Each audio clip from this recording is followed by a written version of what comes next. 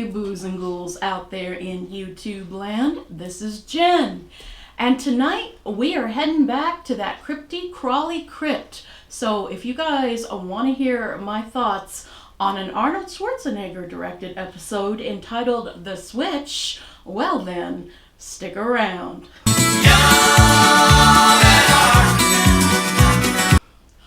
Okay guys, so I know all you youngins out there in YouTube land are probably very familiar with and aware of who Arnold Schwarzenegger is. The man is still a legend to this day. I mean, he's still really cool. I know people follow him and listen to him. He was the fucking governor of California.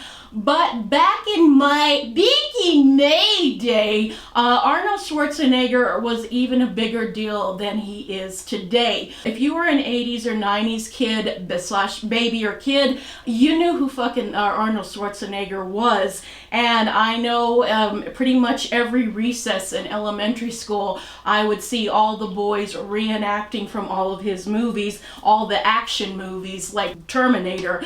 There was never a recess that went by that they weren't, you know, reenacting all the Terminator scenes. And that also goes for part 2. When part 2 came out, man, did everybody lose their minds. Not only was he known as this big action star, he also would dip his toes into comedy, and he would do movies such as Kindergarten Cop or Jingle All the Way, which if you're from my time of the woods, I was gonna say my neck of the woods, but no, my time era, then you guys would know that those movies mean a lot to my generation. He could do a lot. He wasn't just, you know, this hunky action star. He actually could do a lot, and he was really good with comedy. And surprisingly, a lot of people who don't know about this episode are always surprised when they find out Arnold Schwarzenegger directed a Tales from the Crypt episode. For one, you don't necessarily think of horror and Arnold Schwarzenegger that go together, although arguably he has done a few films that are, you know, at least horror adjacent, if not full-blown out horror adjacent. There was the movie End of Days, where he was playing a cop protecting a woman who was being chased by the devil. It was mixed reviews, but some people really fucking love that movie. There's a movie that my boyfriend can't stop talking about, that Predators movie, which again I've heard some people say kind of steps into the horror genre. And of course, he's also known for Terminator. And so many people in the horror community have very hot feelings that Terminator is fuck you all you action people. It's not a fucking action movie, it's a horror movie. I've been on streams with other horror fans who have debated hotly that you guys are all wrong that say tout this is an action film. It's actually a fucking horror movie. It's a slasher movie.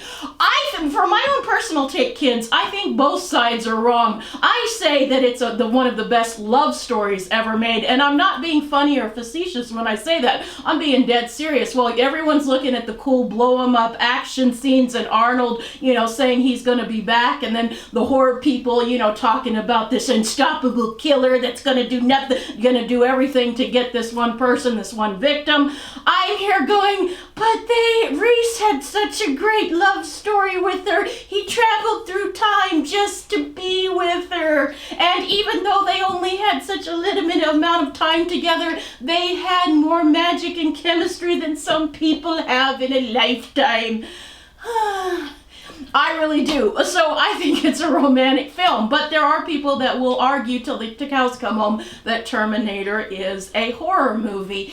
And he also did another horror that is unarguably a horror movie from 2015, a zombie apocalypse film called Maggie, which I know a lot of people think is a little too slow, but it's one of my favorites of his. I actually think it's a really beautiful movie, and it shows kind of a more somber side to Schwarzenegger. He's not being a killing machine, nor is he being someone with the funny quips, doing the, the slapstick comedy. This is a very much more somber role, and he does it very well. Much like he handles this directing in this Tales from the Crypt episode. And back in the day, a lot of people were like wondering why this big movie star would kind of lower himself to direct, this little show on cable and this company. HBO's a big deal now, but back in the 90s, they were just kind of getting their startup thing. We didn't have The Sopranos or Sex and the City or 6 Feet Under or Entourage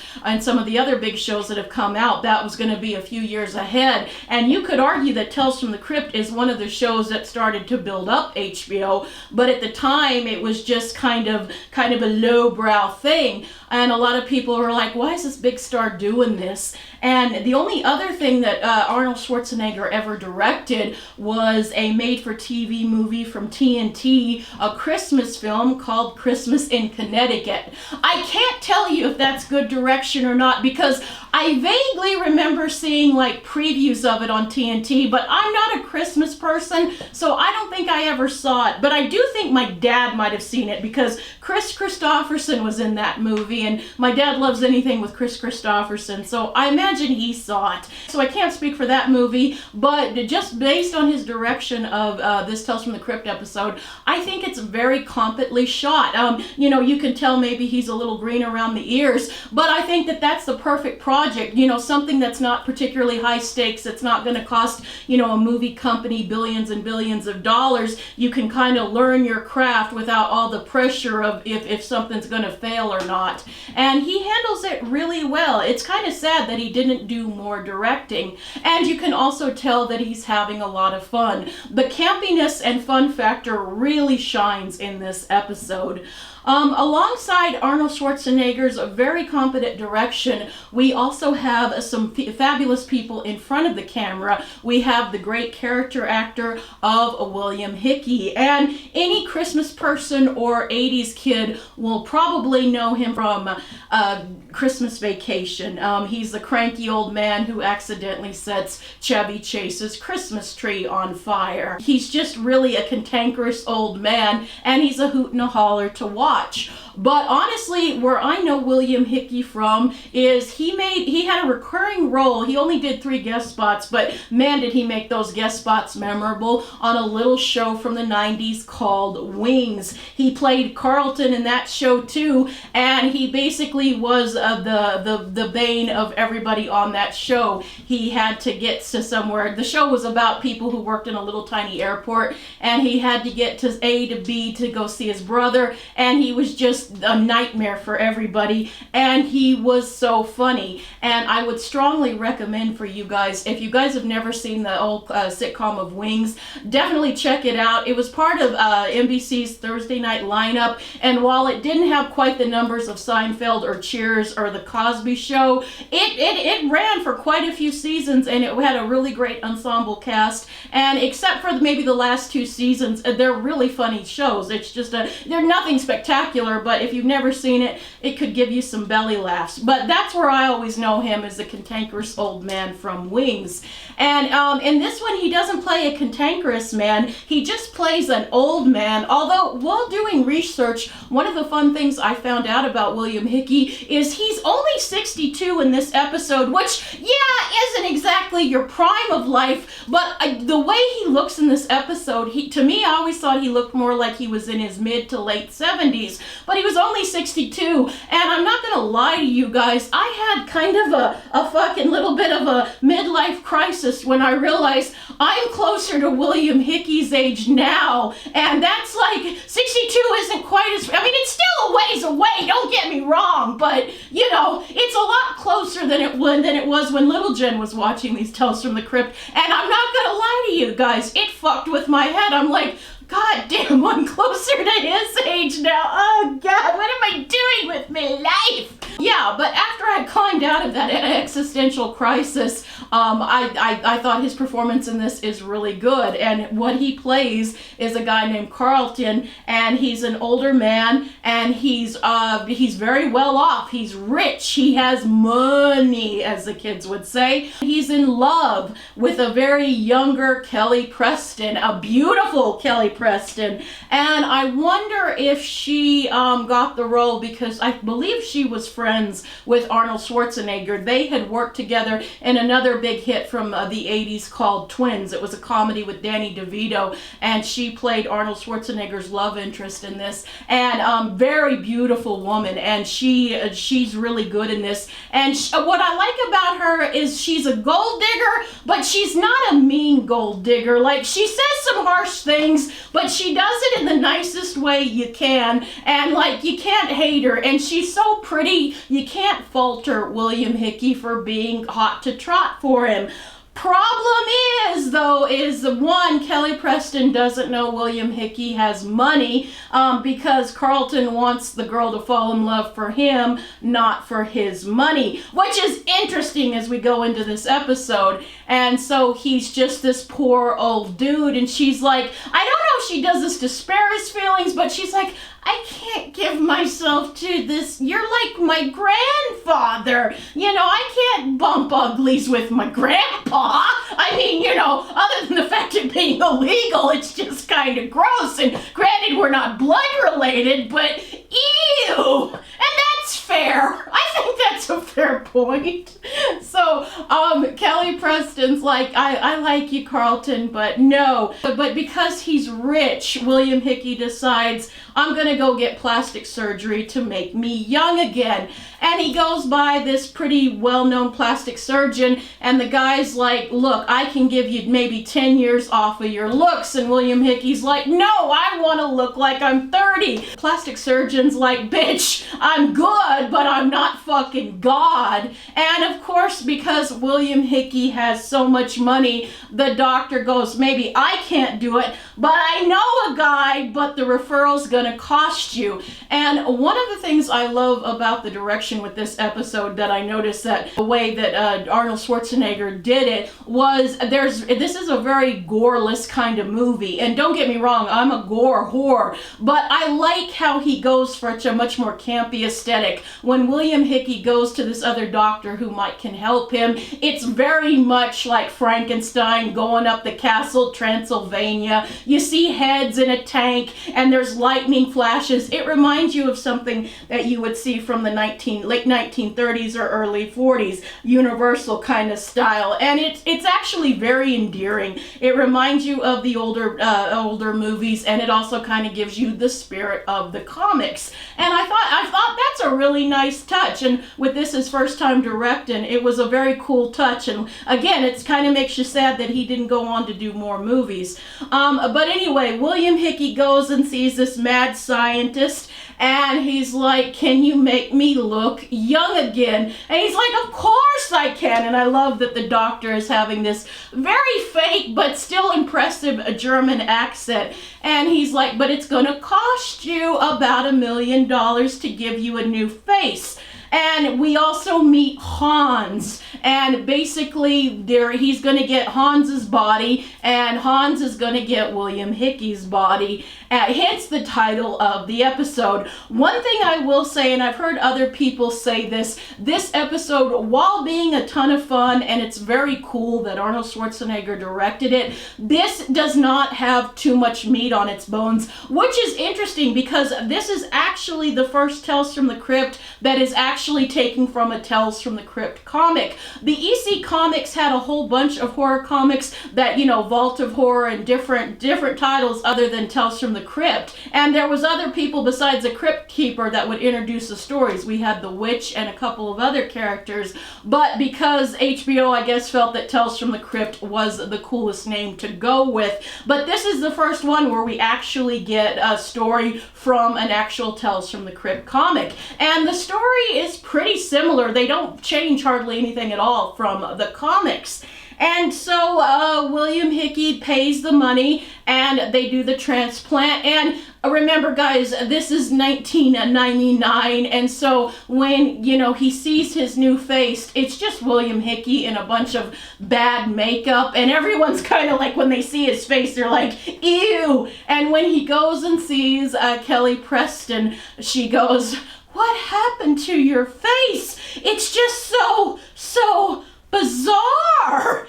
And guys, fellas, guys, my bros, my dudes, when a woman uses, euphemisms such as bizarre and what did you do to your face, and you're just too old, and your body, the rest of your body is so decrepit. When a woman uses the word decrepit to describe your body, move on, guys, because that ain't good. That's just for a little helpful advice from a female. It ain't good.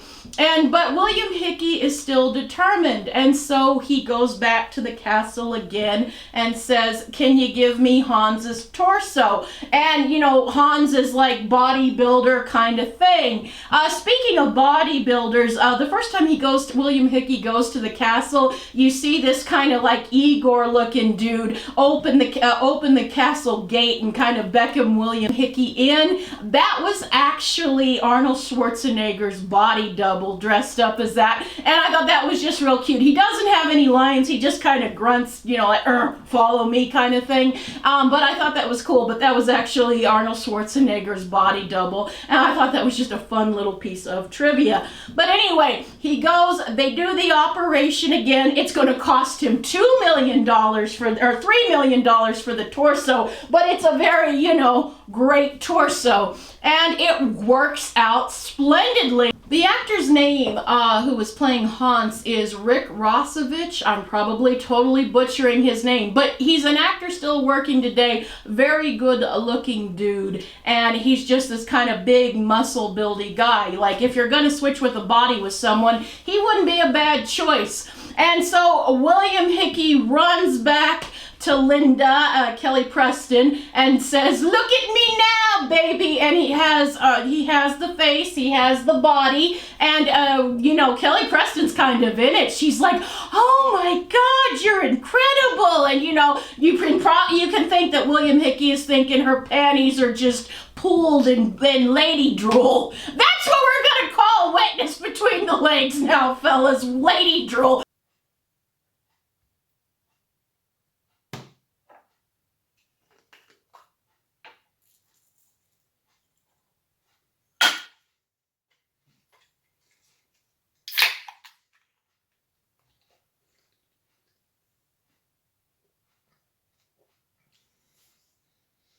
Like, her panties are just soaked with lady drool because, he has all these big muscles. And he's like, you want to go out on a beach? And they're having a great time. And Arnold Schwarzenegger can't help but show some shots along the beach where these big muscly guys are all working out. Basically, we get some muscle-fetid shots in this episode. And it's restrained, but I liked it. I thought, if you know who's directing this episode, you just think to yourself, nice touch. And William Hickey's like, you want to go for a swim? And she's like, sure. And when he changes into his bathing suit, he has this great torso, he has this great face, but his legs are scrawny. And honestly, it wouldn't bother me that much, but I guess Linda's kind of a vapid bitch. Really, his legs wouldn't bother me. The thing that would bother me more than his legs would be Carlton's voice. You see this really good-looking guy, and you hear this old man's voice out of it. That would bother me way. I could live with the legs. And Carlton's like, oh, for God's sake, Linda, won't you ever be satisfied? And she's like, I know what I want, Carlton, and you just don't have it. Which, cunt alert! I mean, I don't like that world, but what a fucking cunt! And, at this time, I think most men would be like, you know what, bitch, fuck you. But because she's Kelly Preston and she is fucking beautiful, he runs back to the castle one more time where the doctor informs him that, oh yeah, I can give you Hans's legs, but it's gonna cost you $3 million. $1 million per limb. And Carlton's like, what? But you're just gonna give me 2 legs? And then we have my favorite scene in the episode where he's like, oh, but you're forgetting the most important part, the part that if you want to please your lover, you would want to work on the most. And, he looks down and you hear kind of this scream from somewhere in the castle as he's looking down. And it's so campy and so over the top. I just thought to myself, again, nice touch, Arnold Schwarzenegger. Because, of course, if you haven't guessed it, they're talking about his penis. And he goes, but that's all the money I have left in the world. And the guy, the doctor goes, well, perhaps you should know better next time than to get old. And that's one of the other things that I find really interesting about this episode is because Arnold Schwarzenegger himself is an older man. He's probably about the age William Hickey was when they made it back then. And I wonder how this episode hits with him aging and knowing that, he has this great body. He still looks really good, but time does sort of wither everyone away. No matter how pristine you keep your body, time's gonna wither away and you weren't what you were in your best of days. And I wonder how this episode hits if he ever thinks, or he might be just completely, totally content with himself, but I wonder if it hits on a different level now that he's an older gentleman. I always wonder about that. But anyway, William Hickey goes fine, but see, what I would have done here is I would have told the doctor,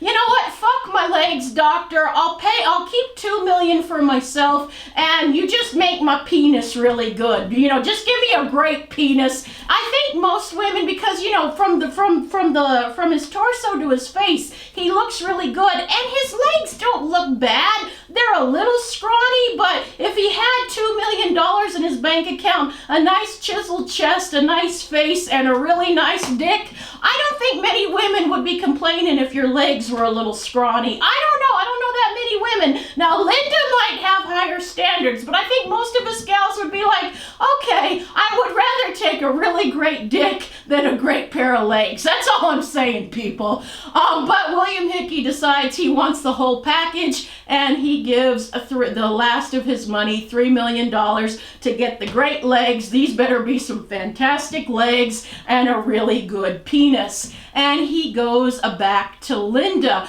But before he does, he has to fire his butler, and he's going to have to sell his house because he's poor now. But on the way to Linda's, before he goes up to ask her to marry him, he gets he still has his really cool rich person's car, and he gets accosted by these street punks, and he can defend himself now because he's not an old 62-year-old man. He's a very vibrant, muscly young dude, and he's able to fight off these punks with just his own body because it's kind of cool. And I'm bringing up this point for toward the end, but there's a point why I'm bringing this up. But he goes into Linda's apartment and he finds out that she's not there, and someone tells him where she's at, and he goes to this very swanky apartment and he tells Linda, okay, I'm perfect now, will you marry me? And then again, and we see anyone who's ever watched a Tales from the Crypt episode can see this ending coming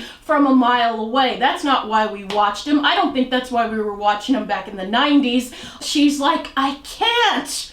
Well, why not? Because I'm already married. You're nice, Carlton, but I need a man of financial means that can take care of me in a custom that I aspire to.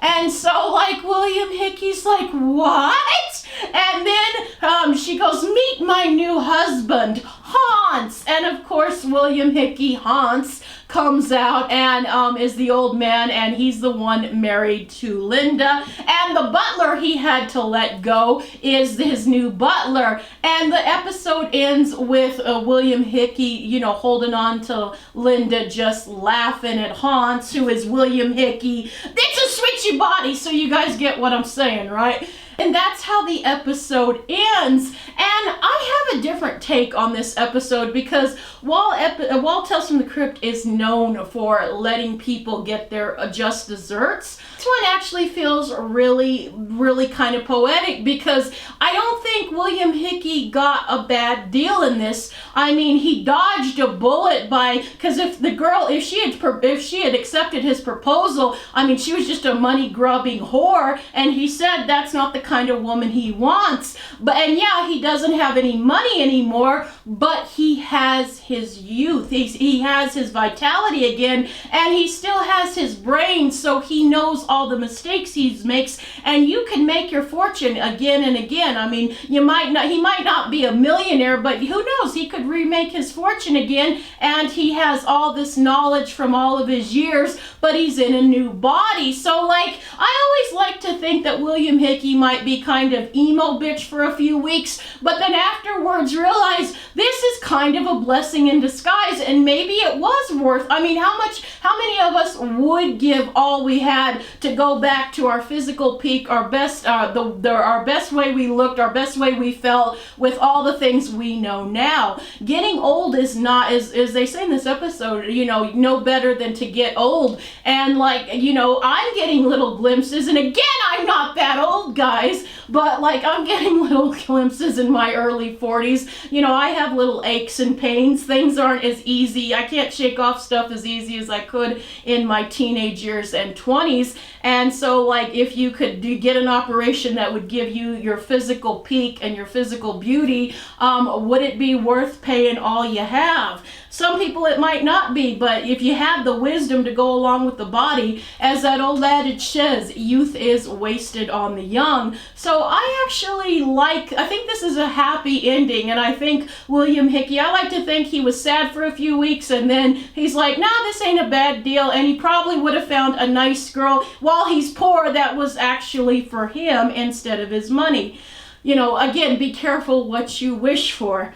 As for the episode itself, guys, really this is an episode that's competently directed, has a great cast, isn't bad, but for me is not a beloved one, and really isn't noteworthy for anything other than Arnold Schwarzenegger being behind in the director's chair. I know a lot of kids that I went to school with were really disappointed, who were big Arnold fans, thought he was going to be in the episode, but other than that little cameo he does in the opening segment, he's not to be found, and I think a lot of people were disappointed that he wasn't actually in the episode as long as directing it as well. I think it's kind of cool that he's just, there to say hi to the audience at the beginning and then let them have the story. I think it's actually really cool, and this isn't a bad episode at all, and I can see if you're a big Arnold Schwarzenegger fan, this is almost a must episode. It's fun. It's not one I would pass on. If it's playing, I'll watch it, but I wouldn't put it in one of my beloved episodes or my top 10. For a letter rating, I'm going to give this a solid B-. It's notable, but honestly, the only thing that's notable for me is Arnold Schwarzenegger. You could say that this is one of the more one-dimensional episodes, and again, it's nothing on the direction, and the writing is about as good as most Tales from the Crypt episodes are, and everybody in front of the camera is having a lot of fun, and it's cute, and there's some nice touches along the episode, but it's just not one. If I had to make a Sophie's choice and could only keep a certain amount of episodes of Tales from the Crypt, this is one I would put on the cutting board. I can see why some people really dig it. I don't hate it, but it's, as you guys can see, I'm not super passionate about. But I think for some people it's a good time, and it's definitely, if you've never seen it, check it out. It'll be cool just to see Arnold Schwarzenegger in the opening, and it's a shame because I think he actually could have been a pretty good director. He showed some talent in this one project, and I hear that his Christmas movie wasn't bad either. But I think that is all I have to say for The Switch. Please join me next week as we're going to be going to another episode that actually I'm hoping Velvet will join me because it happens to be one of their favorite episodes, Cutting Cards with Lance Hendrickson. So if you guys want to hear my thoughts about poker play and two men who will do anything to outbeat each other, well then catch me next week and we'll talk about Cutting Cards. Until then, I'll see you in the next one, and always remember, keep watching and talking horror, and always remember I love you guys and thank you so much for tuning in. Leave me comments below and tell me where this episode ranks for you in your Tales from the Crypt. Is it one of your favorites, or is it kind of middle of the road, or do you hate it? I don't think I've known anyone who hates this episode, but there's probably someone out there, so if you're that someone, tell me in the comments below why you hate this episode, and we'll talk. Until then, I'll see you next time. Bye, guys.